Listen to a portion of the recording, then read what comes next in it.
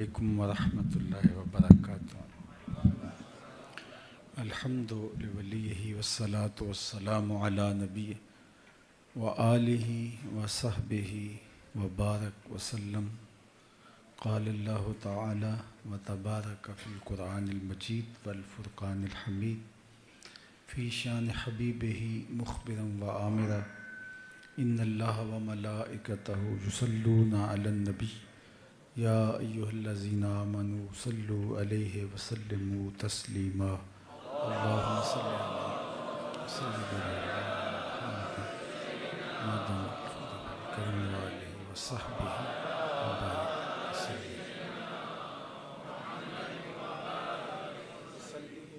تمام حمد و ثنا، تعریف و توصیف اللہ جل مجدہ الکریم کی ذات بابرکات کے لیے، جو خالق کائنات بھی ہے اور مالک شش جہات بھی۔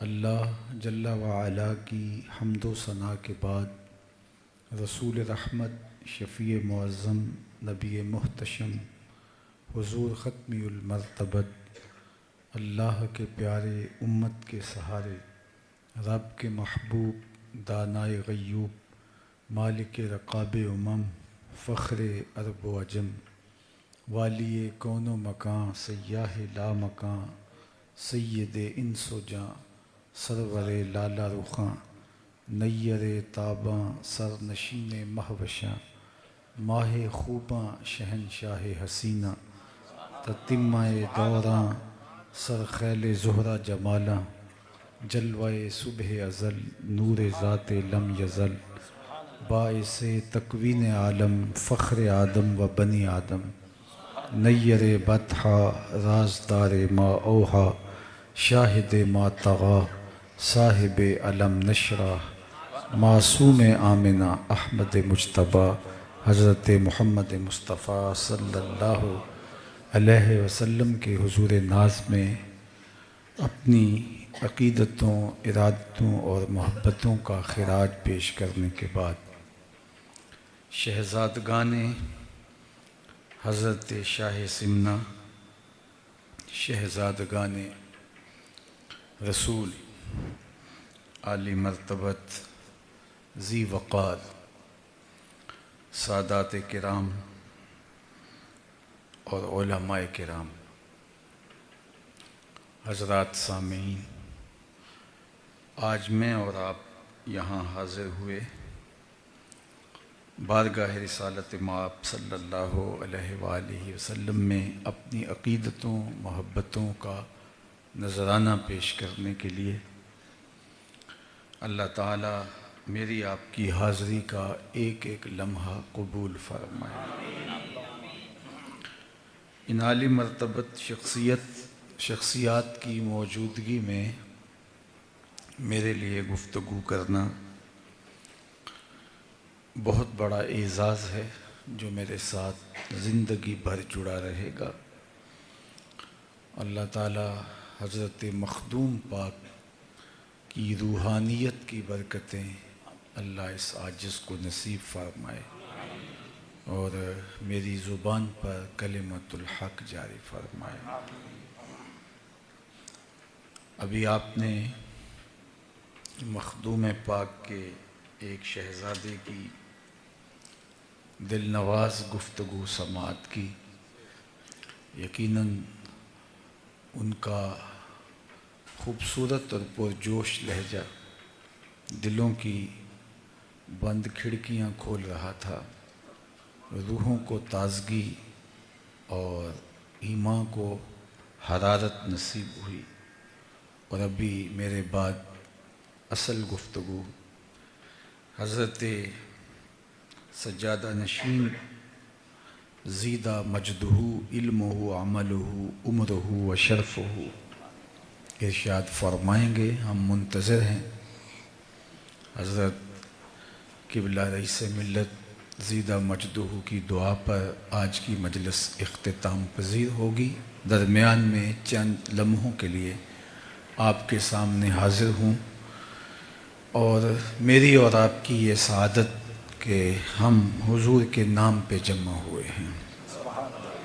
اور ان کا نام اتنا دل آویز ہے، اتنا میٹھا ہے کہ جب بھی ہونٹوں پہ آتا ہے روح تک ٹھنڈک اترتی ہے۔ ایک شاعر نے کہا تھا کہ ان کا نام لبوں پر آئے میٹھا میٹھا منہ ہو جائے، ان کے بول بہاروں جیسے اور اصحاب ستاروں جیسے، ان سا پیارا اور نہ کوئی، ان سے بچھڑ کے لکڑی روئی، جب وہ سیر کو جایا کرتے سر پہ بادل سایا کرتے۔ آج لوگ پوچھتے ہیں کہ یہ میلاد کر رہے ہو کہاں لکھا ہے؟ لکھے کی کمی نہیں، علماء دلائل کے انبار لگا دیتے ہیں، لیکن میں کہا کرتا ہوں کیا حضور کے ذکر کے لیے بھی کسی دلیل کی ضرورت ہے؟ کبھی ایسا ہوا ہے کہ پھولوں کا تذکرہ چھڑا ہو اور بلبل کہے لکھا کہاں ہے؟ بات شمع کی ہو رہی اور پروانہ دلیلیں ڈھونڈ رہا ہو، اور یہ بھی ممکن نہیں کہ بات سرکار دو عالم کی ہو رہی ہو اور امتی کو دلیل چاہیے۔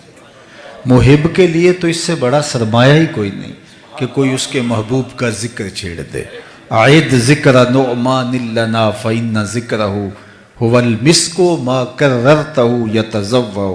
امام شافعی علیہ رحمہ فرماتے ہیں میرے ممدوح کا ذکر کرو، ان کا تذکرہ ایسی کستوری ہے تم جو سے چھیڑتے جاؤ گے خوشبو پھیلتی چلی جائے۔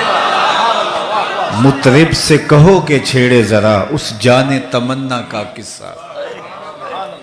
میں تو جب یہاں پہنچا ہوں تو اپنے میزبانوں کی زبان سے جو اپنی علاقائی زبان میں یا انگریزی میں وہ گفتگو کر رہے تھے، تو میں سوچ رہا تھا کہ میری گفتگو پتہ نہیں احباب تک اس طرح پہنچ پائے کہ نہ، چونکہ علاقائی زبان اور میری زبان میں فرق ہوگا، لیکن ابھی حضرت نے اردو میں گفتگو کی اور آپ کی تفہیم کا جو انداز تھا اس سے مجھے حوصلہ ہوا۔ تو اب میں اس شعر کی طرف آپ کی توجہ چاہوں گا کہ مطرب سے کہو کہ چھیڑے ذرا اس جان تمنا کا قصہ۔ مطرب سے کہو کہ چھیڑے ذرا اس جان تمنا کا قصہ، فرقت کے بھیانک لمحوں میں کچھ دل کو سہارا ہو جائے۔ تو محب کے لیے تو اس سے بڑا سرمایہ ہی کوئی نہیں کہ کوئی اس کے محبوب کا ذکر چھیڑے۔ رومی علیہ رحمہ لکھتے ہیں کسی نے مجنو کو دیکھا کہ ریت کے اوپر لیلا لیلا لکھ رہا ہے، تو رک کے کہا یہ کیا کر رہے ہو؟ گفت مشق نام لیلا می کنم خاطر خود را تسلی می دہم۔ کہا محبوب کا نام لکھ لکھ کے دکھی دل کو قرار دے رہا۔ تو رومی کہتے ہیں جب مجنو کو لیلا کا نام تسکین دیتا ہے تو امتی کو محبوب کا نام تسکین نہیں دیتا۔ اور میں تو کہا کرتا ہوں کہ میں خانہ سہارا دیتا ہے نہ جام سہارا دیتا ہے، میں خانہ سہارا دیتا ہے نہ جام سہارا دیتا ہے، ہم کو تو مدینے والے کا ایک نام سہارا۔ ٹھنڈ پڑ جاتی ہے سینے میں جب لبوں پہ ان کا نام آتا ہے۔ اللہ اکبر، اتنا دل آویز نام ہے، اتنا میٹھا نام ہے۔ یہ نام کوئی کام بگڑنے نہیں دیتا، بگڑے بھی بنا دیتا ہے نام محمد صلی اللہ علیہ وسلم۔ حضرت شیخ مہدی الفاسی مطالع المسرات شرح دلائل الخیرات میں لکھتے ہیں حضور کا ذکر سن کر جس شخص کے کلیجے میں ٹھنڈ نہیں پڑتی اس کے سینے میں دھڑکنے والا دل کسی مومن کا دل ہی نہیں۔ یہ ہو ہی نہیں سکتا کہ ذکر حضور کا ہو صلی اللہ علیہ وآلہ وسلم کا اور دل کو قرار نہ پہنچے، دل کو تسکین نہ ملے۔ تو اللہ نے مجھے اور آپ کو یہ سعادت عطا کی ہے کہ جب آپ کا نام آتا ہے تو ہمارے چہرے گلاب کی طرح کھل جاتے ہیں، سینوں میں تراوت، ٹھنڈک، تسکین محسوس کرتے ہیں کہ ان کا مبارک نام آیا۔ تو آج ہم اسی لیے جمع ہوئے۔ آؤ میں پہلے آپ کو ایک خوبصورت مجلس میں لیے چلتا ہوں جس کو منعقد ہونے کے لیے مسجد نبوی کا صحن میسر آیا۔ صحاح میں روایت موجود ہے، آقا کریم علیہ السلام حجرہ انور میں تشریف فرما تھے اور صحابہ مسجد نبوی میں ایک مجلس بپا کر رکھی تھی. تو ابھی مجلس جاری تھی کہ حضور حجرہ انور سے نکلے اور خرامہ ادھر تشریف لے آئے جہاں حضور کے اصحاب مجلس بپا کیے ہوئے تھے. تو آقا کریم علیہ السلام تشریف لا کے ارشاد فرمایا ما اجلسکم، صحابہ یہ جلسہ کاہے کا ہے، کیوں بیٹھے ہوئے ہو؟ تو انہوں نے جو جواب دیا وہ سنیے. جلسنا نذکر اللہ ونحمدہ علی ما ہدانا لدینہ ومن علینا بک. حضور ہمارے بیٹھنے کا مقصود یہ ہے کہ ہم اللہ کی حمد بیان کر رہے ہیں، اس کا شکرانہ ادا کر رہے ہیں اس بات پر کہ اس نے ہمیں ہدایت دین عطا کی، اور اس بات پر اس کا شکرانہ ادا کر رہے ہیں کہ آپ کی صورت میں ہمارے اوپر انعام فرمایا. ہمارے بیٹھنے کا مقصود یہ ہے، آج ہمارے جلسے کا مدعا یہ ہے کہ دین اسلام کا نصیب ہو جانا، اس پر اللہ کی حمد بول رہے ہیں کہ مالک تو نے کرم کیا، ہمیں دین کی ہدایت عطا کی اور ہمارے اوپر یہ احسان فرمایا کہ ہمیں محمد عربی عطا کر. میں نے کتب میں 12 نبیوں کی آرزویں پڑھی ہیں جنہوں نے حضور کی امت میں ہونے کی آرزو کی، تمنائیں کرتے رہے، آرزویں کرتے رہے. ہم نے کوئی تمنا تو نہیں کی، کوئی آرزو تو نہیں کی. آغوش مادر میں آنکھ کھولی، ہمارے والد صاحب مسجد سے مولانا کو بلا لائے، انہوں نے کان میں اذان دی اور مبارک دیتے ہوئے کہا مبارک کو تو حضور کا غلام بن کے آیا، شاہوں سے ملا ہے نہ تونگر سے ملا ہے، اللہ کا عرفان اسی در سے ملا ہے، اوروں کو ملا ہے تو مقدر سے ملا ہے، مجھ کو تو مقدر بھی تیرے در سے. یہ میری خوش قسمتی میں تیرا امت، یہ میرے بخت، یہ میرا مقدر کہ میں آپ کا غلام ٹھہرا.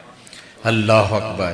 ایک فارسی شاعر کا ایک مصرع ہی دیکھ لیجئے کہ بری ناظم کے ہستم امتے تو، بری ناظم کے ہستم امتے تو. میں اس بات پہ فخر کرتا ہوں کہ حضور میں آپ کا امتی ہوں. بری ناظم کے ہستم امتے تو، گناہ گارم و لیکن خوش نصیبم، گناہ گار ہوں لیکن خوش بخت ہوں کہ میں آپ کا غلام ٹھہرا. تو یہ میرے اور آپ کے کا شرف ہے، میرا اور آپ کا اعزاز ہے کہ ہم حضور علیہ السلام کے امتی ہیں. محمد جانے جانا ہے، پیغمبر ہو تو ایسا ہو، رسولوں کی بشارت سے مبشر ہو تو ایسا ہو، امر توقیر کا سب کو مؤکر ہو تو ایسا ہو، کیا ہم کو غلام ان کا مقدر ہو تو ایسا ہو. کہا حضور ہم اس بات پر اللہ کا شکر ادا کر رہے ہیں کہ اس نے ہمیں ہدایت دین عطا کی، وَمَنَّ عَلَيْنَا بِكَ، اور آپ کی صورت میں ہمارے اوپر احسان فرمایا. میں آپ سے پوچھوں کہ آپ یہاں کیوں بیٹھے ہیں تو آپ کہیں جناب حضور کا ذکر سننے کے لیے تو بات وہیں ختم ہو جاتی ہے، لیکن حضور علیہ السلام نے فرمایا صحابہ کیا تم مجھے اس بات پہ حلف دے سکتے ہو کہ اسی لیے بیٹھے ہو، تمہارے بیٹھنے کا کوئی اور مقصد نہیں ہے؟ تو صحابہ کو حیرت کا جھٹکا تو لگا کہ یہ حلف والی بات تو نہیں عمومی طور پہ، لیکن حضور نے پوچھا تو کہا جی حضور ہم حلف دیتے ہیں، قسم اٹھاتے ہیں. آقا کریم نے باقاعدہ ان سے حلف لیا اور انہوں نے باقاعدہ حلف دیا کہ ہم اسی مقصد کے لیے بیٹھے ہیں، ہمارے بیٹھنے کا کوئی اور مقصود نہیں ہے. اب صحابہ نے باقاعدہ حلف دے دیا، حضور نے ان سے حلف لیا. ان کی آنکھوں میں چمکتے ہوئے سوال تھے کہ یہ حلف ہم سے کیوں لیا گیا؟ عمومی طور پہ پوچھا جاتا ہے کیسے بیٹھے ہوئے ہو تو لوگ کہتے ہیں ہم اس لیے بیٹھے ہیں، بات ختم ہو جاتی. لیکن آقا کریم نے فرمایا حلف دو اسی لیے بیٹھے، قسم اٹھاؤ اسی لیے بیٹھے.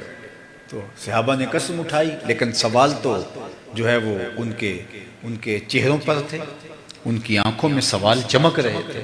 تو حضور علیہ السلام نے خود ارشاد فرمایا صحابہ ابھی جو میں نے تم سے حلف لیا ہے، تم سے قسم لی ہے، یہ کسی تہمت کی بنیاد پر نہیں، تمہارے قول پر شک نہیں گزرا تھا، کسی تردد کے ازالے کے لیے میں تم سے قسم نہیں لی، بلکہ ماجرا کچھ اور تھا، اور وہ یہ کہ تم یہاں بیٹھے تھے، مجلس بپا کیے اور میں حجرے میں تھا. اتانی جبریل علیہ السلام، میرے پاس جبریل امین حاضر خدمت ہوئے فاخبرنی ان اللہ یباہی بکم الملائکہ، اور جبریل نے آ کے کہا محبوب آپ یہاں بیٹھے ہیں، ذرا باہر نکل کے دیکھو، آپ کے صحابہ کے اس عمل پر اللہ فرشتوں میں ناز کر رہا ہے۔ وہ صحابہ کا عمل کیا تھا جس پہ رب رب ہو کے ناز کر رہا ہے؟ صحابہ مل بیٹھ کر کے حضور کے آنے کی خوشیاں منا رہے ہیں، حضور کے آنے پہ اللہ کا شکرانہ ادا کر رہے تھے، اور یہ وہ عمل ہے کہ جس پر اللہ فرشتوں میں فخر فرما رہا ہے کہ دیکھو میں نے ان کو نعمت دی، کتنے قدردان نکلے۔ اللہ کی رحمتوں سے کوئی بعید نہیں کہ آج کی مجلس بھی قبول کر لی جائے، اور اللہ فرشتوں سے فرمائے کہ دیکھو صدیاں بیت گئی، یہ آج بھی بیٹھ کے اس نعمت کا شکرانہ ادا کریں۔ باقی جہاں تک اس نعمت کا جو حضور کی صورت میں ہمیں نصیب ہوئی شکرانہ کرنے کی بات ہے، تو یہ ایک شب کی محفل میلاد کیا، ساری زندگی حضور کے نام لگا دیں، حق کے شکر پھر بھی ادا کریں۔ ہمارے بدن پہ اتنے بال نہیں ہیں جتنے رسول اللہ کے احسانات ہیں، ہمارا بال بال قرض رسالت میں جکڑا ہوا ہے۔ خدا شناسی تو بڑی دور کی بات ہے، ہم خود شناس بھی نہ ہوتے اگر وہ تشریف نہ لاتے، ہمیں یہ بھی پتہ نہ ہوتا کہ ہم کون ہیں۔ مجھے بتائیے جس کو یہ بھی نہ پتہ ہو کہ میں کون ہوں، اس کے پلے کیا ہوتا ہے؟ اقبال نے کہا تھا اپنے من میں ڈوب کر پا جا سراغ زندگی، تو میرا نہیں بنتا نہ بن اپنا تو بن، اور جو اپنا بھی نہ ہو، اور انسان کب اپنا تھا؟ اشرف المخلوقات ہونے کے باوجود وَلَقَدْ كَرَّمْنَا بَنِي آدَمَ کا تاج اس کے سر پہ سجا ہوا ہے، مسجود الملائکہ، لیکن درختوں کو، حشرات الارض کو، چوپایوں کو، اجرام فلکیہ کو، چلتے دریاؤں کو، بہتی ندیوں کو، جلتی آگ کو، چلتی ہواؤں کو اس نے اپنا معبود سمجھا۔ انسان کی تاریخ تو ایسی ہے کہ یہ مچھلیاں پکڑنے کے لیے کانٹے کے ساتھ جو کیچوا لگایا جاتا ہے، ایک زمانے میں یہ بھی اس کا معبود ہے۔ اپنے ہاتھوں کے تراشے ہوئے مٹی کے مادوں کو اس نے اپنا خدا مانا، پتھر کے تراشیدہ اصنام کے چرنوں میں اپنی پیشانی کا تقدس پامال کیا۔ حالانکہ یہ پوری کائنات حضرت انسان کے لیے بنائی گئی تھی، یہ درخت اس لیے بنائے گئے تھے کہ اس کو چھاؤں فراہم کریں، اسے آکسیجن دیں، اس کی خوراک کی تکمیل کا ذریعہ بنے اور اس کے ایندھن کے کام آئیں۔ یہ ان کو معبود سمجھ بیٹھا۔ یہ چاند سورج ستارے اس کی راہوں کو اجالنے کے لیے، اس کے ذوق نظارہ کی تسکین کے لیے پیدا کیے گئے تھے، لیکن یہ ان کو معبود سمجھ بیٹھا۔ یہ جانور اس کی سواری کے لیے، بار برداری کے لیے، دودھ اور گوشت کی ضروریات کی فراہمی کے لیے پیدا کیے گئے تھے، یہ ان کو معبود سمجھ بیٹھا۔ مجھے بتائیے 22ویں اسکیل کا آفیسر ہو اور درجہ چہارم کے ملازم کو سلوٹ کر رہا ہو تو لوگ اسے پتہ ہی نہیں میرا منصب کیا ہے، اسے پتہ ہی نہیں کہ میں کون ہوں، اسے اپنے عہدے کا علم نہیں ہے۔ اشرف المخلوقات، کرامت کا تاج سر پہ رکھا ہے، اور درختوں کو، ہواؤں کو، جلتی ہوئی آگ کو، اجرام فلکیہ کو اپنا معبود سمجھ بیٹھا۔ یہ تو حضور نے آ کر کے بتایا یہ تیرے معبود نہیں ہیں، تیری دہلیز کے نوکر ہیں۔ وَالَّذِي خَلَقَ لَكُم مَّا فِي الْأَرْضِ جَمِيعًا، یہ سب کچھ تیری خدمت کے لیے پیدا کیے گئے۔ نہیں تو دیکھ چاند کو پوچھتا ہے، یہ دیکھ انگلی اٹھتی ہے اور وہ ٹکڑے ہو کے قدموں میں آتا ہے۔ سورج کو پوچھتا ہے، یہ دیکھ اشارہ ہوتا ہے اور وہ بھاگتا ہوا عصر کے وقت پہ آتا ہے۔ درختوں کو پوچھتا ہے، جا میں نہیں، انہیں تو ہی جا کے کہہ دے تمہیں اللہ کا رسول بلا، اور درخت دوڑتے ہوئے آ کے قدموں میں سجدہ ریز ہو جاتے ہیں۔ اب انسان کی آنکھ کھلی کہ میں کون ہوں، اب اس کی ٹون ہی بدل گئی، لہجہ ہی تبدیل ہو گیا۔ اب اس کا بدلا ہوا لہجہ دیکھیے، جب اس کی خود سے ملاقات ہوئی، اس دہلیز پہ آ کے اسے شعور ذات ملا، تو اب اس کا لہجہ ہی تبدیل ہو گیا۔ جو کیچووں کو، حشرات الارض کو، سانپوں کو، بچھوؤں کو، چلتی ہواؤں اور بہتے پانیوں کو اپنا معبود سمجھتا تھا، ان کے چرنوں میں اپنی پیشانی کے تقدس کو پامال کر رہا تھا، اب وہی انسان بولتا ہے۔ اس کی اڑان دیکھیے، فرشتہ کہنے سے میری توقیر گھٹتی ہے، یہ وہی بول رہا ہے، فرشتہ کہنے سے میری توقیر گھٹتی ہے، میں مسجود ملائک ہوں، مجھے انسان رہنے دو۔ اب اسے سمجھ آئی ستاروں سے آگے جہاں اور بھی، اب اس کی آنکھ کھلی، کانپتا ہے دل تیرا اندیشہ طوفان سے کیا، ناخدا تو، بحر تو، کشتی بھی تو، ساحل بھی تو، دیکھ آ کر کوچائے چاکے گریباں میں کبھی، کیس تو، لیلا بھی تو، صحرا بھی تو، محمل بھی تو، وائے ناکامی کہ تو محتاج ساکی ہو گیا، میں بھی تو، مینا بھی تو، مستی بھی تو، محفل بھی تو، آہ کس کی جستجو آوارہ رکھتی ہے تجھے، راہ تو، رہرو بھی تو، راہبر بھی تو، منزل بھی تو، بے خبر تو جوہر آئینہ ایام ہے، تو زمانے میں خدا کا آخری پیغام ہے۔ تو انسان کی خود سے ملاقات ہوئی ہے تو اس دہلیز پہ آ کے ہوئی ہے، اور اگر یہ در نہ ہوتا تو وہ آج بھی اندھیروں میں بھٹک رہا ہوتا، اور جنہیں ان کی دہلیز نہیں ملی وہ آج بھی ظلمتوں میں ٹکرے مار رہے ہیں۔ سید سلیم گیلانی کا ایک شعر ہے، میری ساری گفتگو کا آپ اس کو خلاصہ کہنا چاہیں تو کہہ سکتے ہیں، نہ خرد کی روشنی تھی نہ جنوں کی آگہی تھی، نہ خرد کی روشنی تھی نہ جنوں کی آگہی تھی، تیری رہبری سے پہلے یہ جہاں جہاں نہیں، نہ خرد کی روشنی تھی نہ جنوں کی آگہی تھی، تیری رہبری سے پہلے یہ جہاں جہاں نہیں تھا، تیرے آستان سے پہلے کوئی آستان نہیں تھا، میں وہ زمین تھی جس کا کوئی آسمان نہیں۔ تو زندگی کو نور ملا، زندگی کو سرور ملا، زندگی کو زندگی کا اجالا ملا، زندگی کو روشنیوں کا حوالہ ملا، تو اسی دہلیز پہ آ کے ملا۔ اور اگر یہ در نہ ملتا تو آج ہم بھٹکے ہوئے انسان کہاں لڑک کے جا چکے ہوتے۔ نصیر اچھا ہوا کہ ان کا در مل گیا ورنہ، نصیر اچھا ہوا کہ ان کا در مل گیا ورنہ، کہاں رکتے کہاں تھمتے نہ جانے کدھر جاتے، نہ جانے کہاں جاتے، ہم اس دنیا کے اندر پہچانے کہاں جاتے۔ تو یہ ان کی دہلیز کا صدقہ ہے کہ ہماری خود سے ملاقات ہوئی ہے، ہماری ذات سے ہمیں آگہی ہوئی ہے۔ یہ بھٹکا ہوا انسان، یہ بہکا ہوا انسان، مجھے بتائیے اپنے ہاتھوں سے اپنی بیٹی کو زندہ درگور کرے اور اس پہ داد بھی پائے۔ آج بھی ظلم ہوتے ہیں، آج بھی لوگ لوگوں پہ زیادتیاں کرتے ہیں، لیکن ان پر مذمت کی جاتی ہے، آر دلائی جاتی ہے، شرم دلائی جاتی ہے کہ تم نے یہ کیا کیا۔ مجرم منہ چھپاتا پھرتا ہے یا اپنے جرم کی کوئی تعویل کرتا پھرتا ہے، لیکن وہاں بیٹی کو زندہ درگور کر کے باپ فخر کرتا تھا کہ میں نے اپنی پگڑی کا کلس جھکنے سے بچا لیا ہے، اپنی آبرو کی حفاظت کر لیا، اور اس پہ ناز کرتا تھا۔ اور یہ اتنا بڑا جرم ہے، قرآن مجید نے ارشاد فرمایا وَإِذَا الْمَوْءُودَةُ سُئِلَتْ بِأَيِّ ذَنبٍ قُتِلَتْ، قیامت کے دن قبروں میں گڑی ہوئی بچیاں ان کو لایا جائے گا۔ یہ بات ذہن میں رکھو کہ سب سے پہلا سوال قیامت کے دن نماز کا ہوگا، اور سب سے پہلا فیصلہ قیامت کے دن قتل کا ہوگا۔ اول ما یحاسب بہ العبد یوم القیامہ القتل۔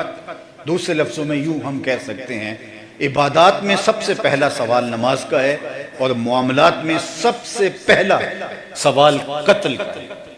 اور جس نے کسی شخص کے قتل میں آدھے جملے سے بھی مدد کی، پورا جملہ بھی نہیں بولا، صرف آدھے جملے سے، نصف جملے سے کسی نے کسی کے قتل میں مدد کی، اس کی دو آنکھوں کے درمیان قیامت کے دن لکھا ہوگا یہ شخص اللہ کی رحمت سے مایوس ہے۔ آئس من رحمت اللہ اس کی دو آنکھوں کے درمیان لکھا ہوگا۔ آلہ قتل لے کے کسی پہ جھپٹ پڑنا اور کسی کے جسم کے ٹکڑے کر دینا یہ تو دور کی بات ہے، کسی کے قتل پر آدھے جملے سے بھی مدد کی کسی کو اکسانے کے لیے، تو یہ ایسا جرم ہے کہ قیامت کے دن وہ اس طرح محرومیوں کا شکار ہوگا۔ اور اللہ سب سے پہلا سوال قیامت کے دن جو ہے وہ ان معصوم بچیوں کا جو زندہ درگور کر دی گئی، جن کے دامن پہ کوئی گناہ نہیں تھا، ان بچیوں کا اللہ اٹھائے گا اور ان کے ظالم باپ کے ٹہرے میں ہے، اور اللہ پوچھے گا بِأَيِّ ذَنبٍ قُتِلَتْ، کس جرم میں تمہیں قتل کیا گیا۔ ظالم باپ تو کٹہرے میں کھڑے ہیں، ان سے پوچھا جائے نا کہ تم نے کیوں قتل کیا، ان کے معصوم اور ننھے دامن پہ کیا داغ دیکھا کہ تم گوارا نہ کر پائے اور ان کو کاٹ کے رکھ دیا تم نے۔ لیکن ان سے نہیں پوچھا جا رہا، ان بچیوں سے پوچھا جا رہا ہے کہ تمہیں کیوں قتل کیا گیا۔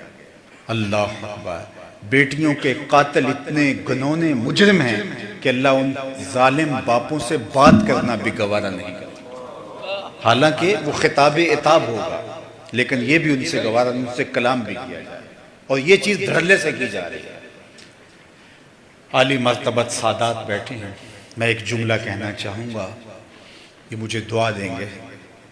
جب بیٹیوں کو زندہ درگور کر کے باپ فخر کرتا تھا، اس زمانے میں میرے حضور نے ایک کلمہ ارشاد کیا، لوگ اس کو کلمہ تحسین کے طور پہ دیکھتے ہیں، اور میں کہتا ہوں یہ کلمہ جہاد تھا۔ اس ظالمانہ سماج میں کلمہ تحسین تو تھا ہی تھا، لیکن کلمہ جہاد تھا۔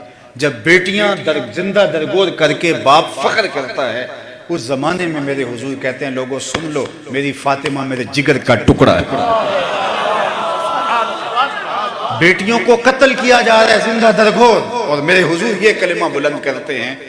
یہ اس ظالمانہ سماج میں کلمہ حق ہے جو میرے حضور نے بلند کیا ہے، اور دنیا کو بتایا کہ بیٹی کیا ہوتی ہے۔ سیدہ پاک جب حضور سے ملنے آتی ہیں، حضور اٹھ کے استقبال کرتے ہیں، فَأَجْلَسَهَا فِي مَجْلَسِهِ، اور اپنی مسند کے اوپر بٹھاتے ہیں، دنیا کو بتاتے ہیں کہ بیٹی کس احترام کے لائق ہے۔ جو دو بیٹیاں یا دو بہنیں اللہ کی رضا کے لیے پروان چڑھائے اور پھر ان کا نکاح کر دے، فرمایا میرے ساتھ جنت میں وہ شخص ایسے ہوگا جس طرح یہ دو انگلیاں کریں۔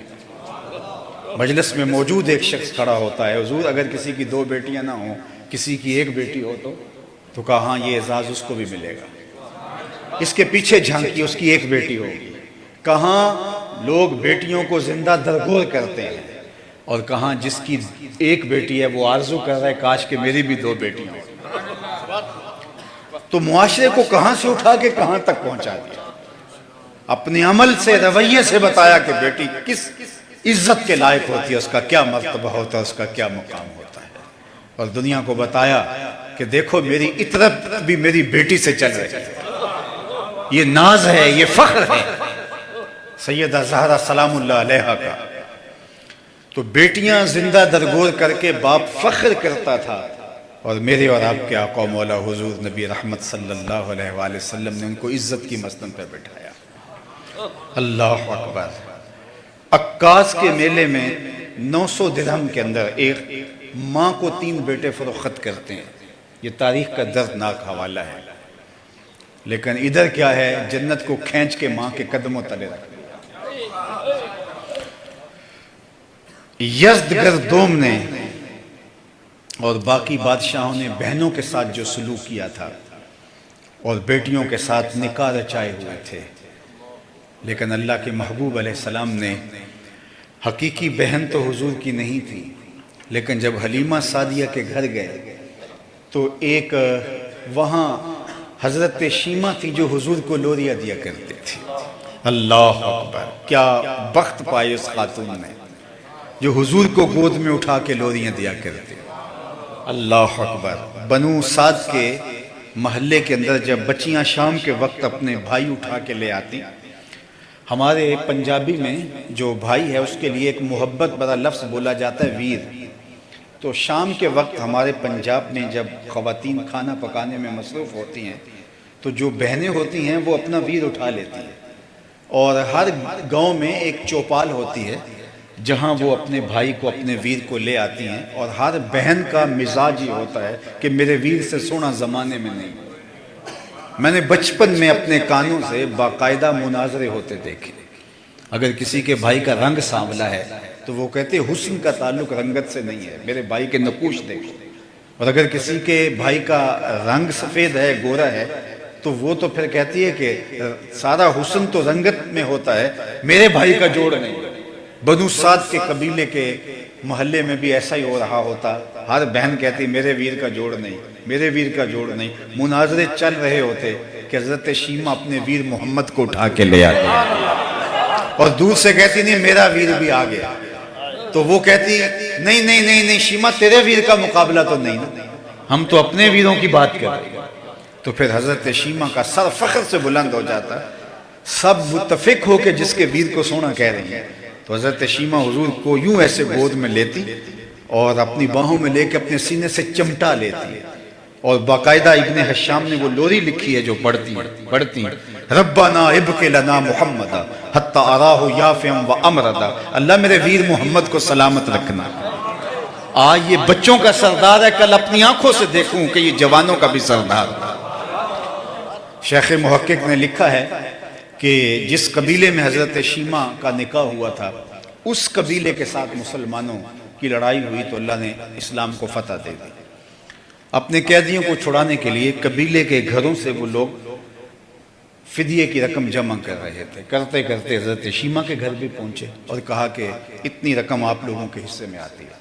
کہا کیا ہوا؟ کہا کہ جو ہمارے قیدی ہیں ان کو چھڑانا ہے۔ اور چلتے چلتے کسی کی زبان پر حضور کا نام آ گیا تو شیمہ نے کہا اچھا وہ ہیں جن کی ہمارے سے لڑائی ہوئی ہے، انہوں نے آپ کے لوگ پکڑے ہیں؟ انہوں نے کہا ہاں۔ تو کہا پھر پیسے اکٹھے نہ کرو۔ کہا کیوں؟ کہا مجھے ساتھ لے چلو، وہ تو میرا ویر لگتا ہے، وہ تو میرا بھائی لگتا ہے۔ قوم کے سرداروں کو لے کر حضور کے خیمہ نوری کی طرف حضرت شیمہ جاتی، اور یہ مدنی زمانہ تھا، ادب کی آیتیں اتر آئی ہیں۔ وہ وقت گزر گیا جب لوگ پتھر مارتے تھے، وہ وقت گزر گیا جب کانٹے بچھتے تھے راہوں میں، اب تو ننگی تلواروں سے صحابہ پہرا دے رہے ہیں۔ اللہ اکبر۔ حضرت شیمہ قوم کے سرداروں کو لے کر آگے بڑھنے لگی، اپنے ہی انداز میں تو صحابہ نے ننگی تلواروں سے راستہ روک دیا۔ رک جائے دیہاتی عورت، جانتی نہیں آگے کوچہ رسول ہے، آگے تو بغیر اذن کے جبریل بھی نہیں جا سکتا، تم کون ہو؟ تو حضرت شیمہ نے تلواروں کو جھٹک کر کے پیچھے کرتے ہو کہا خلو سبیلی وَعَلَمُوا أَنَا أُخْتُ نَبِيِّكُمْ، میری راہوں چھوڑ دو، میں تمہارے نبی کی باجی لگتی ہوں۔ اللہ اکبر۔ تنی ہوئی تلواریں خم ہو گئی اور آنکھوں پر پلکوں کی چلمنے آ گئی۔ حضور نے بھی آواز سنی تو خیمے سے باہر نکل آئے تو دیکھا تو شیمہ کھڑی ہے۔ تو حضور نے فرمایا بہن کدھر آنا ہوا؟ کہا حضور آپ کے لوگوں نے کچھ لوگ پکڑ لیے۔ اللہ اکبر۔ تو چھڑانے آئی ہیں۔ تو آقا کریم نے فرمایا بہن تو نے زحمت کیوں گوارا کی، تو پیغام دیتی میں چھوڑ دیتا۔ بہنیں جب بھائیوں کے دروازے پر آئیں تو بھائی خالی نہیں موڑا کرتے۔ حضور نے کچھ گھوڑے، چند جوڑے اور بہت سارے تحائف دیے۔ اللہ اکبر۔ دنیا کو بتایا کہ بہن کہاں ہوتی ہے۔ میں آپ سے پوچھتا ہوں جس معاشرے میں بہن کو بھی کاٹ دیا جاتا ہو کہ کل میرا کوئی بہنوئی نہ ہو، بیٹی کو زندہ درگور سکا باپ کرتا ہو، حقیقی باپ زندہ درگور کر دیتا ہو، اور مائیں بازاروں میں بکتی ہوں، منڈیوں میں فروخت ہوتی ہو، مجھے بتاؤ اس زمانے میں بیوی کا حال کیا ہو؟ آج کے مہذب دور میں بھی ایسے لوگ موجود ہیں، ایسے علاقے موجود ہیں جو بیوی کو پاؤں کا جوتا کہتے ہیں، جبکہ باقی رشتوں کا تقدس آج ہم دیکھتے ہیں۔ میں نے لوگوں کو بیٹیاں رخصت کرتے دیکھا ہے اور ان کی آنکھوں میں چمکتے ہوئے آنسو دیکھے ہیں۔ بہنوں کو رخصت کرتے ہوئے بلک بلک کے روتے میں نے بھائی دیکھے ہیں۔ آج بہنوں کا تقدس، آج ماں کا تقدس موجود ہے، لیکن پھر بھی اس معاشرے کے اندر ایسے طبقات موجود ہیں جو بیوی کو کچھ نہیں سمجھتے، اور جب ان کا تقدس بھی نہیں تھا تو پھر بیوی کا حال کیا ہوتا؟ لیکن میرے حضور نے ازواج مطہرات کے ساتھ جو سلوک کیا زمانے کے سامنے ہے۔ جب حضور کا وصال ہوتا ہے اس وقت حضور علیہ السلام کے نکاح میں 9 ازواج تھیں، کسی ایک کو بھی حضور پہ شکایت نہیں۔ اللہ اکبر۔ ام المومنین حضرت عائشہ رضی اللہ تعالی عنہا کو حضور حمیرہ کہہ کے پکارتے تھے، لاڈ سے حمیرہ کہہ کے پکارتے، اور لاڈ کا عالم یہ تھا، صحیح بخاری میں روایت موجود ہے، حضور نے فرمایا عائشہ جب تم مجھ سے ناراض ہوتی ہو تو مجھے اس وقت بھی پتہ ہوتا ہے، اور جب عام حالت ہوتی ہے تو اس وقت بھی پتہ ہوتا ہے۔ تو عرض کی کہ حضور کیسے؟ فرمایا جب کوئی تمہارے دل میں ایسی بات ہوتی ہے تو اس وقت جب قسم کی نوبت آ جائے باتوں میں تو تم کہتی ہو لا ورب ابراہیم، مجھے ابراہیم کے رب کی قسم، اور جب ایسا معاملہ نہیں ہوتا تو قسم کی نوبت ہو تو تم کہتی ہو لا ورب محمد، مجھے محمد کے رب کی قسم۔ تو یہ اس بات کا سائن ہے کہ آپ کے دل میں کوئی ناراضگی جو ہے وہ موجود ہے۔ اللہ اکبر۔ ام المومنین کیا جواب دیتی ہے؟ لا احجر الا اسمک، حضور نام چھوڑتی ہوں دل میں آپ ہی بستے ہیں۔ تو ازواج کے ساتھ حضور علیہ السلام کی یہ شفقت، خیرکم خیرکم لأہلہ وانا خیرکم لأہلی، تم میں سے بہتر وہ ہے جو اپنے اہل خانہ کے ساتھ بہتر ہے، اور میں تم میں سب سے زیادہ اپنے اہل خانہ کے ساتھ بہتر ہوں۔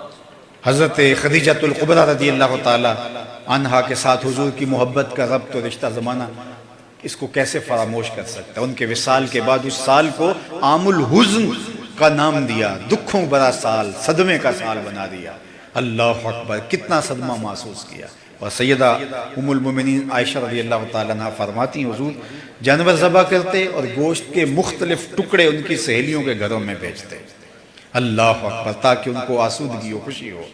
میرا ان سے جو رشتہ تھا مجھ سے نہ رہا گیا، میں نے ایک دن کہہ دیا حضور اللہ نے آپ کو بہتر ازواج دے دی، اور آپ بار بار اس خاتون کا ذکر کرتے ہیں بڑھاپے کی وجہ سے جس کے ہونٹوں کے گوشے رنگ بدل گئے تھے۔ تو آقا کریم نے فرمایا عائشہ مجھے خدیجہ کے بارے تکلیف نہ دو، جب پورے مکے نے میرا انکار کر دیا تھا اس نے میرا اقرار کیا تھا، میں اس کا ذکر کیسے چھوڑ سکتا ہوں۔ تو یہ تھا حضور علیہ السلام کا رویہ اپنی ازواج کے ساتھ، دنیا کو بتایا کہ جو ہے وہ زوجہ کس مقام پہ ہوتی ہے اور کس جو ہے وہ مرتبے پہ ہوتی ہے۔ معاشرے میں قرآن بتاتا ہے فَذَلِكَ الَّذِي يَدُعُ الْيَتِيمَ، یہ وہ بد نصیب شخص ہے جو یتیم کو دھکے دیتا ہے۔ قرآن نے ایسے ہی نہیں کہا، وہ یتیم کو عملاً دھکے دیا کرتے تھے۔ خدا ترس لوگ بھی موجود تھے، وہ بہت خیال بھی رکھتے تھے، آپ جانتے عرب مہمان نواز بھی تھے، لیکن اس کے باوجود وہ اپنے بچوں کے ساتھ یتیم کو نہیں بیٹھنے دیتے تھے۔ ان کا خیال یہ تھا کہ یتیم میں نحوست ہوتی ہے جو ہماری اولاد میں در آئے گی، تو وہ دور سے اس کی ضرورت تو پوری کر دیتے تھے لیکن اس کو عزت نہیں دیتے تھے۔ قرآن کا فلسفہ کیا ہے؟ کسی کی مدد کرنا نہیں، کسی کو عزت کے ساتھ اس کی مدد کرنا ہے۔ کَلَّا بَل لَا تُکْرِمُونَ الْیَتِیم، کہا تمہارا یہ اس بربادی کا سبب کیا ہے؟ تم یتیم کو عزت نہیں دیتے ہو۔ بچا ہوا کھانا تو روڑی پہ پھینکنا ہے، گندگی کے ڈھیر پہ پھینکنا، تو کسی کے گھر بھیج دو، کسی کے منہ میں پڑ جائے، یہ تو کمال نہیں ہے۔ عزت کے ساتھ کسی کو بٹھا کے دینا، تکریم کے ساتھ دینا۔ آج کل جو بانٹنے کا جس طرح کا رواج ہو گیا ہے، اور لوگوں نے لوگوں کی غربتوں کو اپنے لیے نمائش کا ذریعہ بنا لیا۔ ہمارے ہاں تو میں نے یہ بھی دیکھا ہے کہ اجتماعی شادیاں چلتی ہیں اور 20-20 30-30 40-40 خواتین ایک قطار میں بیٹھی ہوتی ہیں اور ایک قطار میں دولہے بیٹھے ہوتے ہیں، اور مخیر حضرات آ کے کہہ رہے ہوتے ہیں کہ ہم انشاءاللہ آئندہ سال اس سے بہتر کریں گے، اور ان کے سارے رشتہ دار سامنے بیٹھے ہوتے ہیں۔ میں صرف اتنا سوال ان لوگوں سے پوچھتا ہوتا ہوں کہ اگر غربت کی وجہ سے تمہاری بیٹی کو یہاں بیٹھنا پڑ جائے اور یہاں سے روانہ ہونا پڑے، کیا تم گوارہ کرو گے؟ اگر تم یہ مدد کرنے لگے ہو، رات کے اندھیرے میں جا کے ان کے والدین کی مدد کراؤ، وہ گھر سے جب رخصت ہوگی تو شان یہ لگو، ان کی تذلیل نہ کرو، ان کی بے عزتی نہ کرو۔ وَرَجُلٌ تَصَدَّقَ بِصَدَقَةٍ فَأَخْفَاهَا حَتَّى لَا تَعْلَمَ شِمَالُهُ مَا تُنْفِقُ يَمِينُهُ۔ اللہ کے محبوب نے 7 اشخاص کا ذکر کیا، قیامت کے دن جو عرش کے ٹھنڈے سائے تلے ہوں گے، ان میں سے ایک شخص کا ذکر کیا کہ جس نے تنہائی میں صدقہ کیا اور دائیں ہاتھ سے صدقہ کیا، بائیں کو خبر نہیں ہو پائی۔ فرمایا کل قیامت کے دن جب کوئی سایہ نہیں ہوگا تو وہ عرش کے ٹھنڈے سائے تلے ہوگا۔ اللہ اکبر۔ آپ اعلانیہ صدقہ بھی کریں، قرآن نے اس کا بھی کہا ہے، لیکن کسی مسجد کے لیے مانگا جا رہا ہے، کسی تنظیم کے لیے مانگا جا رہا ہے، جامعہ کے لیے مانگا جا رہا ہے، کسی فلاحی تنظیم آپ سے اجتماعی طور پہ کچھ طلب کر رہی ہے، آپ اعلانیہ کرو، دوسروں کو ترغیب ہو، لیکن کسی فرد کو جب آپ دو تو اس وقت اخفا کرو تاکہ اس کی عزت نفس کہیں مجروح نہ ہو۔ ہمارے دین نے ہمیں یہ سکھایا ہے، دینے کی بات نہیں۔ آج تو ایک زمانہ ہوتا تھا نیکی کر دریا میں ڈال، آج کہتے ہیں نیکی کر اخبار میں ڈال، بلکہ اب اس سے بھی آگے چلا گیا، نیکی کر فیس بک میں ڈال۔ اب وہ ایک آپ نے سوشل میڈیا پہ گھومتی تصویر دیکھی ہوگی کہ ایک آٹے کی بوری ہے اور 5 آدمی ایک بیوہ عورت کو دے رہے ہیں۔ یہ تذلیل ہے۔ یتیم کی مدد کرنا، اس کو کھانا دینا یہ اور بات ہے، لیکن اس کی تکریم کرنا یہ اور بات ہے۔ فَذَلِكَ الَّذِي يَدُعُ الْيَتِيمَ، وہ کھانا دیتے تھے لیکن اپنی اولاد کے ساتھ نہیں کھیلنے دیتے تھے کہ نحوست نہ در آئے۔ لیکن میرے اور آپ کے آقا و مولا نے کیا، میں اور یتیم کی کفالت کرنے والا قیامت کے دن اس طرح لیڑے ہوں گے جس طرح یہ دوگلیاں قریب ہیں۔ یہ ہمارا دین ہے۔ اس کائنات میں سب سے اچھا گھر کون سا ہے؟ سب سے بہتر گھر کون سا ہے؟ کسی نے کہا جناب جو برلب سڑک ہے وہ گھر اچھا ہے، آنے جانے کی سہولت اچھی رہتی ہے۔ کسی نے کہا جو شہر کے مرکز میں ہوگا وہ گھر اچھا ہوگا۔ کوئی بولا جناب کوئی عالی نسب سوسائٹی کے اندر اگر گھر ہے تو وہ گھر اچھا ہے، وہاں انسان بہت محفوظ اپنے آپ کو فیل کرتا ہے۔ کسی نے کہا جناب جو جو ہے وہ دریا کنارے ہو، ساحل سمندر پہ ہو، وہ گھر اچھا ہے، وہاں خوب نظارے اور شفاف ہوا ملتی ہے۔ کسی نے کہا جو کشادہ ہو وہ اچھا ہے، کسی نے کہا جو پہاڑ کی چوٹی پہ ہو اور نیچے کے سارے نظارے جو ہے وہ دل اور روح کے قرار کا سبب بنے اور آنکھوں کو طراوت ملے، وہ گھر اچھا ہے۔ لیکن ہم نے حضور سے پوچھا تو آقا کریم نے فرمایا بہترین گھر وہ ہے جس میں یتیم رہتا اور اس کی عزت بھی ہوتی ہے، چاہے وہ 2 مرلوں کا جھونپڑا کیوں نہ ہو، جس میں یتیم ساتھ شرط لگائے، جس میں یتیم بھی رہتا ہو اور اس کی عزت بھی ہوتی ہے اس گھر کے اندر۔ گھر کے اندر یتیم ہو لیکن اپنے بچوں کی طرح اس کو نہ رکھا جائے اور اس کو قدم قدم پہ فیل ہو کہ میں یتیم ہوں، اس کو لمحہ لمحہ محسوس ہو کہ میں یتیم ہوں۔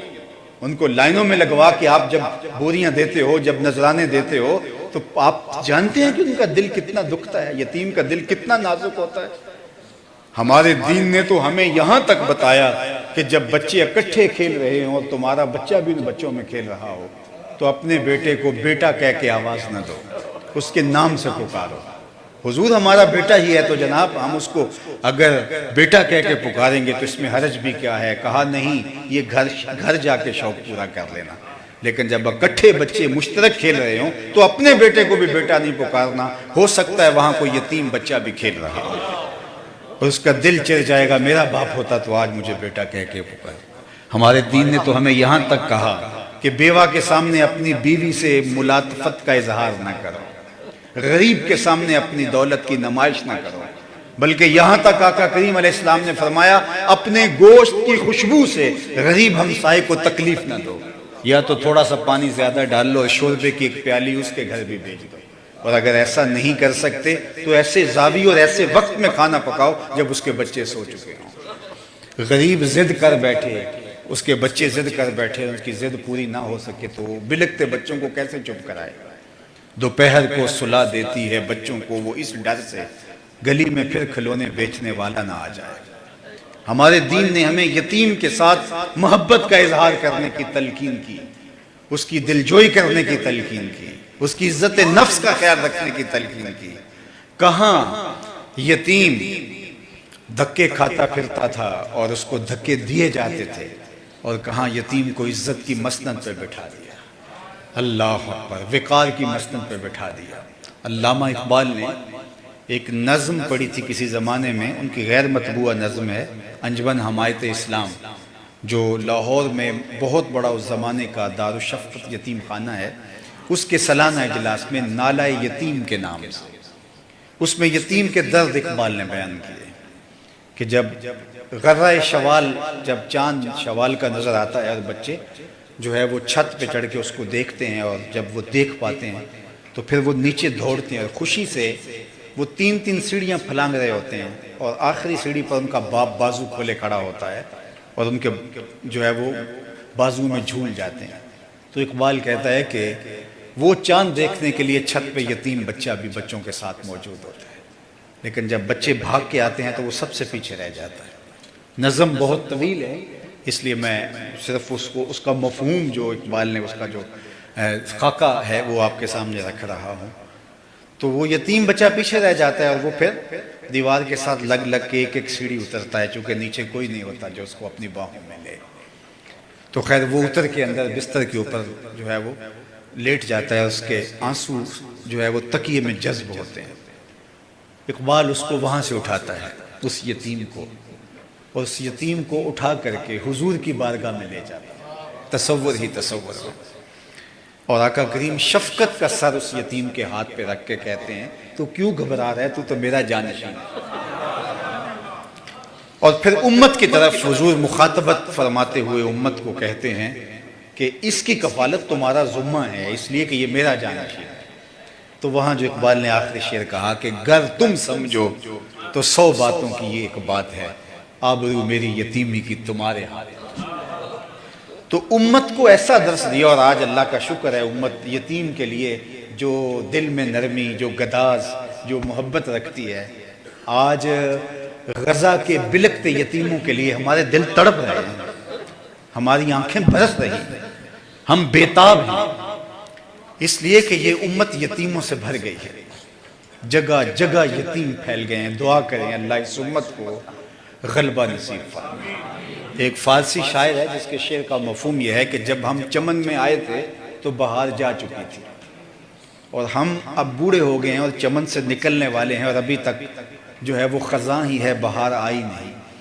تو ہم نے تو جب سے آنکھ کھولی ہے خزاں کا دور دورہ دیکھا ہے، اس امت کو کٹتے لٹتے پٹتے اور خانمہ برباد دیکھا ہے۔ اللہ امت کے لیے وہ وقت جلد نصیب فرمائے کہ یہ امت پھر بانک پن کی طرف جائے۔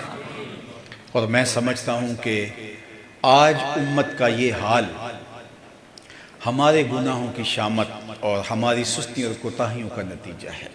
اقبال نے بھی جب شکوے کی زبان کھولی تو اس کا لہجہ بہت تلخ ہو گیا تھا، شکوہ جواب شکوہ، اس پر فتوے بھی متوجہ ہوئے تو لہجہ اس کا سخت ہو گیا۔ صفائے دہر سے باطل کو مٹایا ہم نے، نوع انسانی کو غلامی سے چھڑایا ہم نے، تیرے کعبے کو جبینوں سے بسایا ہم نے، تیرے قرآن کو سینوں سے لگایا ہم نے، پھر بھی ہم سے گلہ ہے کہ وفادار نہیں، ہم وفادار نہیں تو بھی تو دلدار نہیں۔ بہت سخت لہجہ ہو گیا آخر میں آ کے، لیکن جب جواب آیا تو سارا نشہ اتر گیا۔ اب جواب ادھر سے آ رہا ہے، لفظ وہی ہے، صرف صیغہ بدلتا ہے، اب جواب ادھر سے آ رہا ہے۔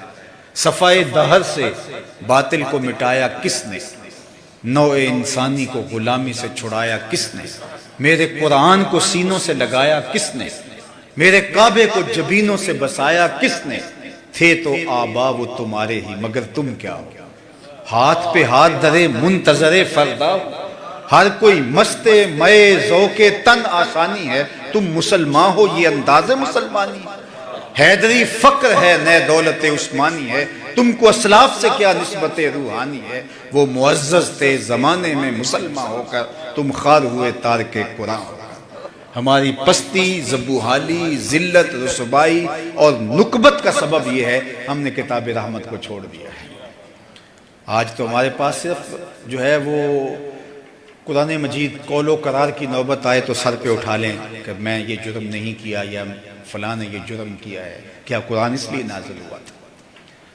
ببند صوفی و ملا اسیری حیات از حکمت قرآن گیری، با آیاتش ترا کار جزی نیز کہ از یاسین او آساں بمیری۔ اقبال نے کہا کہ تو جاہل صوفی اور کاہل ملا کے ایسے پھندے میں پھنسا کہ تو نے قرآن سے زندگی تلاش نہیں کی۔ قرآن کی آیتوں سے تجھے صرف اتنا سروکار رہ گیا، جب تیرے بوڑھے کی روح اٹک گئی تو سورہ یاسین لے کے بیٹھ گیا کہ میں اس کی تلاوت کروں تو اس کی روح آسانی سے نکل جائے۔ اقبال کہتا ہے اس میں کوئی شک نہیں کہ اس کو فائدہ ہوتا ہے، لیکن مجھے افسوس ہوا کہ تو نے اس قرآن سے مرنا ہی سیکھا، کاش اس قرآن سے جینا بھی سیکھ لیا ہوتا۔ اس کا حرف حرف زندگی بخش ہے، لفظ لفظ حیات آفری ہے، گر تو می خواہی مسلمان زیستن نیست ممکن جز قرآن زیستن۔ قرآن کے بغیر تو ایک قدم بھی نہیں اٹھا سکتا۔ اگر تمہاری اور میری زندگی اس پاکیزہ کتاب کے دائرے میں آ جائے تو ابھی حضرت قرآن مجید کی اس آیت کا حوالہ دے رہے تھے وَأَنْتُمُ الْعَالَوْنَ إِن كُنْتُم مُؤْمِنِينَ، اگر تم مومن بن کے رہو تو پھر سر بلند تم ہی رہو گے، اگر تم مومن بن کے رہو تو عزت کا تاج تمہارے ہی سر پہ رکھیں گے، سرخروئی تمہارا ہی مقدور ہوگا اگر تم مومن بن کے رہو۔ ان کنتم مومنون، اگر تم مومن بن کے رہو، ان کنتم مومنین، اگر تم مومن بن کے رہو تو پھر عزت کا تاج، کرامت کا تاج تمہارے سر پہ ہی رکھا جائے گا۔ لیکن ہم نے جب کتاب رحمت کو چھوڑ دیا تو آج 1 ارب 70 کروڑ مسلمان خانمہ برباد ہیں، اور ہماری جو صورتحال ہے وہ ہمارے سامنے ہے، گلی گلی رسوائیوں کی داستانیں، اور یہ سلسلہ بڑھتا ہی چلا جا رہا ہے۔ تو میرے اور آپ کے آقا و مولا حضور نبی رحمت صلی اللہ علیہ وآلہ وسلم نے آ کے زمانے کے رنگ ہی بدل دیے۔ وہ رشتے جن کو تقدس نہیں تھا، غلام آقا کے جوتے دھوپ سے اٹھا کے چھاؤں میں رکھ دے تو آقا اس پہ بھی کوڑے مارتا کہ تو نے میرے جوتے میرے پوچھے بغیر چھوئے کیوں ہیں، تو یہ تیری اوقات کب ہوئی تھی کہ میرے جوتے میرے پوچھے بغیر ان کو چھو بھی سکے، ہاتھ بھی لگا سکے۔ وہ لا کہے جناب دھوپ میں خراب ہو رہے تھے اس لیے میں نے چھاؤں میں رکھ دی، اور آقا اس پہ بھی ناراض ہوتا، چونکہ غلام کی تو کوئی رائے نہیں ہوتی۔ غلامی کیا ہے؟ ذوق حسن و زیبائی سے محرومی، جسے زیبا کہیں آزاد بندے ہیں وہی زیبا۔ بھروسہ کر نہیں سکتے غلاموں کی بصیرت پر کہ دنیا میں فقط مردان حر کی آنکھ ہے۔ غلام کی کیا ہوگا؟ وہ آقا کے جوتے بھی دھوپ سے اٹھا کے چھاؤں میں رکھنے کا روادار نہیں، اس پہ بھی کوڑے کھائے۔ اب دیکھیے طلوع مہر فاراں ہوتا ہے، وہ غلام جو آقا کے جوتے دھوپ سے اٹھا کے چھاؤں میں رکھنے کا روادار نہیں، حضور جب معراج سے واپس پلٹتے ہیں اور بلاتے ہیں بلال حبشی کو، بلال تو کون سا نیک عمل کرتا ہے، میں نے جنت میں تیرے قدموں کی آہٹ سنی۔ کیا خیال ہے، ایک جملے نے دور غلامی کی ساری تھکن اتار نہیں دی ہوگی؟ اور بلال فرش چھٹ کے فراز عرش پہ نہیں پہنچ گیا ہوگا کہ جو آقا کے جوتے بھی نہ چھو سکے، اس کو دو جہاں کا مختار کہہ رہا ہے کہ میں نے تیرے قدموں کی آواز جنت میں سنی۔ تو یہ پستیوں سے اٹھا کے اوج ثریا کی بلندیوں تک پہنچا دیا۔ ناتوانوں کو بخشی توانائیاں، کم نگاہوں کو ذوق نظر دے گیا، گمراہوں کو دکھائی رہے زندگی، شب زدوں کو نسیم سحر دے گیا۔ وہ زندگی کا اجالا دیا، آفتاب زندگی کی ایک شعاع اولی، نور سے تیرے فلک روشن درخشاں ہے زمین، تیری ہستی روشنی کا ایک حسین مینار ہے، جس کی ہر کرن ہے نشان منزل دنیا اودی، تیری نظروں نے تراشے ظلمتوں سے آفتاب، پاؤں تیرے چوم کر ذرے بنے ماہ مبی، اے غریبوں کے سہارے اے یتیموں کی مراد، محسن انسانیت تجھ سا کوئی نہیں۔ تو زندگی کا جتنا نور ہے حضور کی دہلیز سے۔ ایک اور جملہ کہنا چاہوں گا، اور وہ یہ، آپ کو خیر کی قدریں جہاں بھی ملیں، چاہے کسی کفر کے معاشرے میں ملیں، وہ حضور کے قدموں کے صدقے سے۔ آج جہاں بھی روشنی ملے، جہاں بھی نور ملے، جہاں بھی خیر ملے، وہ خیر، وہ نور، وہ روشنی میرے حضور کی دین، میرے حضور کی عطا ہے۔ اور آج زمانے کے اندر یہ جو ترقی آپ دیکھ رہے ہیں، یہ عروج دیکھ رہے ہیں، یہ حضور علیہ السلام کے غلاموں کا بانٹا ہوا ہے۔ جب مسلمانوں نے آ کے چراغ علم روشن کیا اندلس کے اندر، آپ تاریخ پڑھیں کہ اس زمانے میں لوگ سواد آشنا بھی نہیں تھے۔ شارلمان اور اس کے لارڈ ابھی دستخط کرنے کی مشق کر رہے تھے کہ ابن حزم کے قلم سے 1000 کتابیں نکل چکی۔ یہ ہماری تاریخ ہے۔ پیرس کی گلیوں میں ابھی کیچڑ تھا کہ بغداد عروس البلاد کہلاتا تھا۔ یہ ہماری تاریخ ہے۔ لیکن ہم جب خود اپنے آپ کو گرانے پہ تلے ہوئے ہیں تو پھر ہمیں کوئی نہیں اٹھا سکتا۔ اللہ تعالیٰ کا قانون یہ ہے کہ وہ خدائے زندہ زندوں کا خدا ہے، جو خود محنت کر کے آگے بڑھتا ہے تو اللہ اس کو راستے دیتا ہے، بلکہ لَنَهْدِيَنَّهُمْ سُبُلَنَا، ایک نہیں کئی راستے دیتا ہے۔ لیکن جو سکڑ کے گھر بیٹھ جائے تو پھر اس کو مٹا دیا جاتا ہے، اس کا عروج زوال میں بدل دیا جاتا ہے۔ ہم سرخرو تھے، لیکن جب ہم تن آساں ہو گئے تو پھر ہمارا یہ حال ہو گیا۔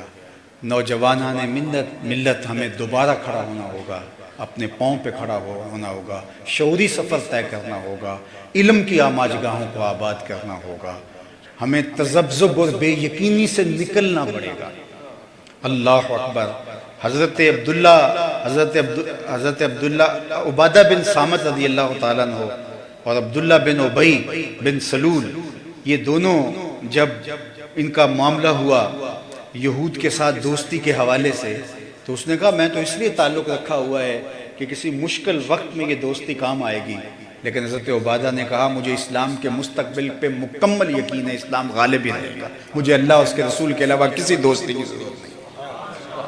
تو ہم اسلام کے مستقبل ہماری نظروں میں مخدوش ہو گیا ہے اور ہم سمجھتے ہیں ایسے نہیں، ہم پوری طرح سے تیقن کے ساتھ آگے بڑھیں، راستے ملیں گے، خدائے زندہ زندوں کا خدا ہے، پھر اٹھنے والے قدم منزل کی طرف بڑھتے چلے جائیں گے، پیچھے مڑ کے دیکھنا بھی توہین جستجو سمجھیں۔ ہم راستے ہمارے ہیں، منزلیں ہماری ہے، اس لیے کہ اس نے دین کو غالب کرنے کا وعدہ کیا ہے اور وہ دین غالب ہو کے رہے گا۔ اور میں تو آج 1 ارب اور 70 کروڑ مسلمانوں کی موجودگی میں یہ بات کر رہا ہوں۔ آپ یقین کی برستی بجلیاں دیکھیے، جب سراقہ بن مالک حضور کو گرفتار کرنے کے لیے آتا ہے، اور یہ وہ حالات تھے کہ حضور مکہ چھوڑ کے جا رہے ہیں، مکے میں رہنا محال ہو گیا تھا اور حضور مکہ چھوڑ کے مدینے جا رہے ہیں، تو یہ گرفتار کرنے آ رہا ہے۔ تیقن دیکھیے اپنے مشن پر، حضور میں تم گرفتار کرنے لگے ہو، میں تمہارے ہاتھ میں کسرا کے کنگن دیکھ رہا ہوں۔ اب ذرا دیکھیے وہ تیقن اپنے مشن پر اور اپنے مستقبل پر، تو ہم بالکل جو ہے وہ تذبذب و بے یقینی کہ گھڑے میں نہیں گرنا، ہمیں یقین کے ساتھ آگے بڑھنا ہے، آنے والا کل ہمارا ہی ہے۔ قوموں کے اوپر عروج و زوال آتے رہتے ہیں، اور ماضی کے اندر جو ہے وہ یہ ساری تاریخ گواہ ہے کہ ایسا ہوا۔ انشاءاللہ جو ہے وہ آج تو ہیں یہ جسم آلودہ گرد سفر، کل انہی جسموں پہ منزل پھول بھی برسائے گے انشاءاللہ۔ وہ وقت آئے گا اور وہ لمحے آئیں گے۔ اللہ تعالیٰ جل شانہ آج کی مجلس کا ایک ایک لمحہ اپنی بارگاہ میں قبول فرمائے، اور ہمارا حضور کی بارگاہ میں دست بستہ نذرانہ مستجاب ہو۔ کار ما آخر شدو آخر زما کار نشد، مشت خاک ما غبار کوچہ یار نشد، و آخر دعوانا ان الحمدللہ رب العالمین۔